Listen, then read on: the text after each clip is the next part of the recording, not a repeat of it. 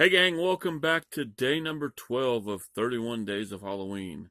I know yesterday I talked about how I was going to do Crazy Fat Ethel, but I'm trying to do a little bit more research on it because it's going to be more of a serious review for Halloween because I do really enjoy it.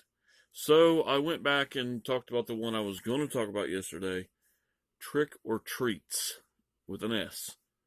You can search it. If it has David Carradine in it, you got the right piece of shit. Okay? Thinking back on this, why did I not call this 31 Days of Hollow Shit? So I found very few B-rated, the B-sides of horror that are really good. I found a couple. I have talked about a couple. This one is not going to be it. This is 1982. This is one of those films that are definitely coming off the coattails of Halloween and Friday the 13th. The premise of this film is so jacked up, it's not even funny. We have a husband and wife. The wife goes and answers the door, and it's people from an insane asylum, and they rush in and they grab the husband and they take him out. And there's no explanation to why this happened except for they just did it, and he's committed. I believe I don't even know how many years later it is. I'm going to call it 8 or 9, maybe 10 years later. The mother has found a new boyfriend. They may be married. I'm not really sure. And it is David Carradine.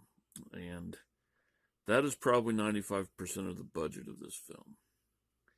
Anyway, they're going out for a night on the town. They call the babysitter. Babysitter comes over and watches this little hunk of shit son who does everything he can to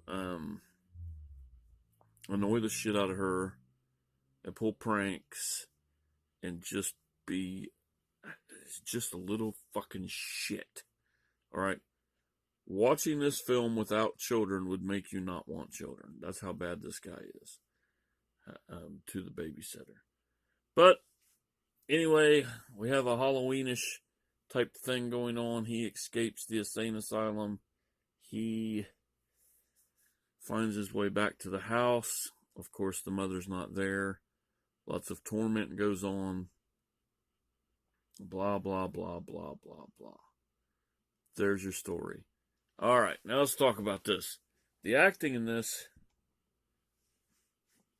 is quite terrible. Even David Carradine, this is even bad for him. I don't even know if this guy wanted to do this. Maybe he was under contract to do this. But even his acting's terrible in this. The best actor in this whole movie is that little fucking kid who is just an annoying piece of shit. When you look back at it after you're watching it, he's kind of funny. Some of the shit he does is a little bit funny to her, but he's still always pulling pranks. She cannot pull a surprised act out of her ass. But still. But the whole, taking this guy to the insane asylum at the beginning just blows my mind. I don't know what's going on. I don't know what happened. I don't know why. All I know is we're going to go ahead and go with 10 years because I don't remember, or if they even tell you. He pulls a Michael Myers and escapes, and he's coming back to that house to kill his ex-wife, or I assume it's his ex-wife. She's not there. The babysitter kind of looks like her from the back. She's young, a lot younger, but for whatever fucking reason in the world, this girl tries on the lady's nightgown and is walking around in a nightgown. So I guess we're going to give this this loon a reason to think that that's her. And there you go. There's your movie. Hunk of shit. This is one that was not originally on my list. I altered my list as stuff came up. I was just wanting to watch some stuff that I'd never seen and talk about it, and this one popped up, and I watched it. I watched this on Amazon Prime, I believe. They do have a great selection of shitty horror movies. So, yes, this is not a movie that I own, Ian. This is not.